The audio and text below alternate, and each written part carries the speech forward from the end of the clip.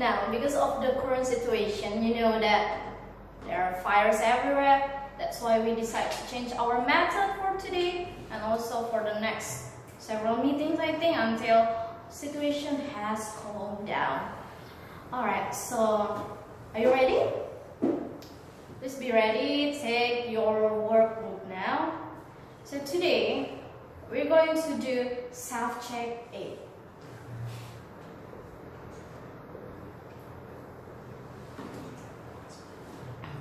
Okay, please open your workbook on page 66.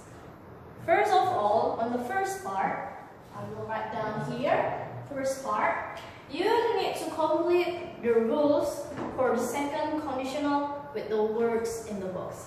How to do this? I know you know how to do second conditional sentence, but you need to write down the formula or the rules based on your student book. So you have to use your student books on page 108. From page 108, please complete all the rules for second conditionals using the words in the box. They are comma, wouldn't, were, imaginary, main, and past tense. Okay, so you need to do 3 numbers, but you need to complete 8 and 6 words in there. Okay? Next part, you're going to write second conditional sentences about situations. Now, because I know you keep forgetting about this, but maybe some of you already remember, already put them in your head, but some of you maybe still are still confused about the rules of second conditionals. That's why I will write it down again. So second conditional start with if clause. With the if clause, you have to use simple past. Now you need comma here. If plus simple past, comma, and subject plus would, then verb 1. This is the first form of second conditional. The second form, there are minor difference. In the second form, we can start with subject or would and would plus verb 1. Now, the difference is, for the second form, you don't need comma. You just need to continue with if and simple past. And that's it. Okay. Now, this part, this clause, is what we call the event. Now, the reason we always use with if. This is the reason and this is the event. Now, I will explain about simple past again, because you know there are 2 ways to do simple past sentences. One is with verb, or we call verbal sentence, and the next one is non-verbal sentence. Non-verb. Okay, let's see the verb sentence first. Okay, we're going to make it into affirmative, negative, and interrogative. Of course, because it's a verb, you need a verb. Because it's a simple past, you need verb too.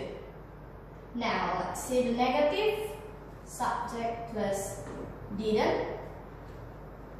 And because it's already using didn't, you don't need verb 2, but you need verb 1 instead.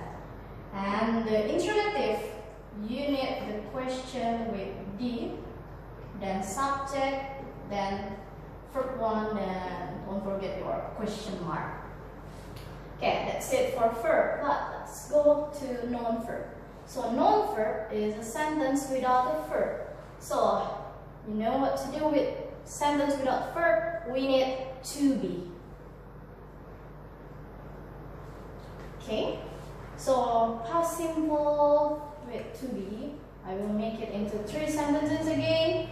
Affirmative, negative, and interrogative. And the affirmative, we have to use subject plus was or were.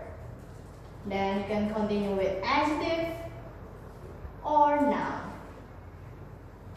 The negative part is subject plus wasn't or weren't.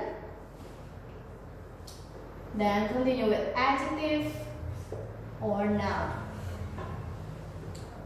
The interrogative part is easy. Let's just use was and or were plus subject plus adjective or noun. Okay. So please remember this all the time when you need to do second conditional sentence. Okay. Now I will erase this. Maybe not, because you need this. Okay. So for part 2, you just need to rewrite sentences with this formula to make a second conditional sentences. For example, number 1, I haven't got a car. I don't drive to my village at the weekends. Now, because you don't have a car, you imagine, what if? That's why, if I had a car, because this is have, you need to change have into verb 2. The verb 2 of have is have.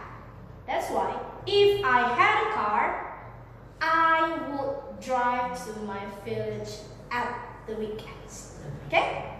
Now you continue to do number 2 until number 8.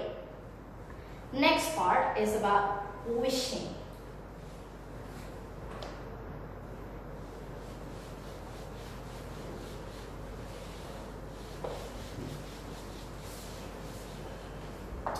Wishing is when you wish something that's not true because you don't have it, or you want something to be happen which in fact are not true in reality.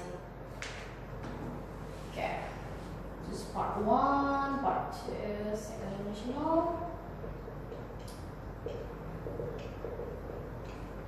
and part 3 is wishing. Okay, I'm going to change my marker. Okay, so when you want to wish something, you just need to use subject plus wish, and you just need to use simple past, just like in second conditional. For example, I wish I blah blah blah the question, and I could write a good answer. Now, just think, what is this person wishing for? Because he wants to write a good answer. It means he didn't write a good answer, then it means he didn't know the question or the answer. That's why he will say, I wish I knew the question. Why do you need to use knew? Because it's not real, it's just a wish. Okay, now you continue to number 2 until number 6. So you have to imagine what is the wish this person is want to make. Next one is you also have to write the sentences with I wish for the things that is not true. For example, number 1, I haven't got a TV in my bedroom. That's the reality.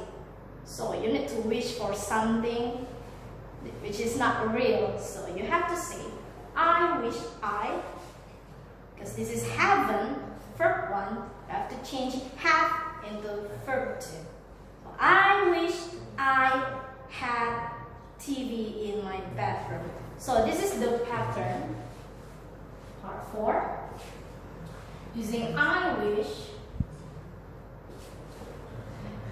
For the positive sentence, you have to change into negative sentence. It's also the same with the negative sentence. If that's not, you have to change into positive sentence. It means If you don't have it, you wish to have it. If you don't know, you wish to know about it. Okay? Next one is the part 5. You have to find the mistakes in all 10 numbers. But if it's already correct, you don't need to find mistakes. But let's see if there's anything correct in the sentences or everything is incorrect. For example, number 1, if I rule the world, I will stop poverty. So this is a second conditional sentence. Just see the verb that is used in the if clause. It used if I rule, which is verb 1.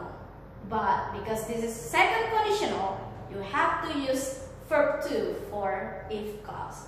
So the correct one is if I ruled with verb 2, if I ruled the world, I will stop poverty. Okay?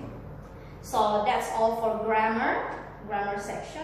So please do everything carefully, and when you're done, take a picture of the grammar section and send it to me via WhatsApp, and I will give you my feedback. For the next part is the vocabulary. So you have to answer the vocabulary quiz. This is find mistakes. So for the part 1 of the vocabulary section, answer the vocabulary quiz questions. So because this is a self-check 8, so you have to find all the answer in unit 8.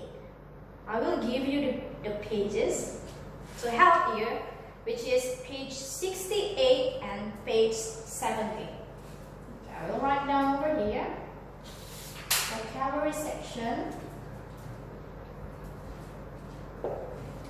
page 68 and 70. Alright, so please find all the answer for the quiz, all 20 questions. Then for the next part, it's still a vocabulary quiz, but you just need to complete the text with the correct form of the words in the brackets. So you have been given the choice in the brackets. So you just need to decide whether you want to make it into a noun or a verb or adjective. For example, the Asian tsunami of this December 26, 2004 was one of the most, in the bracket is devastating, natural disasters in recorded history. So I have to decide whether you want to change devastate into a noun, into a verb, or into adjective. So to do this, you can find in your dictionary what it means for each category. What does it mean in devastate in adjective? What does it mean for devastate in verb? What does it mean for devastate in a noun? Alright? So do exercise 2 from number 1 until number 10.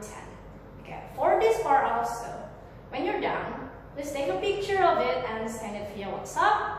And after I check it, I will give you my feedback. Okay, that's all for today, class.